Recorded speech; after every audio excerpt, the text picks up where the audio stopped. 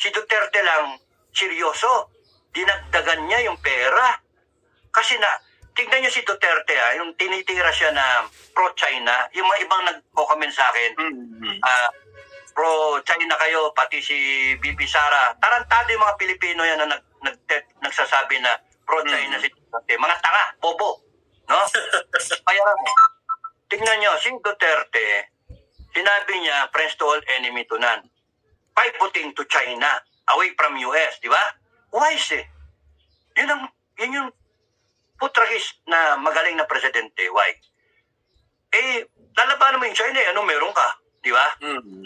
Ngayon, pinalalakas niya yung armed forces. Panay mga procurement. Ang problema, yung Congress, tsaka Senado, ganun sa pera. Kasi yun, daming allocation. Pero, nagnanakaw naman. Meron silang mga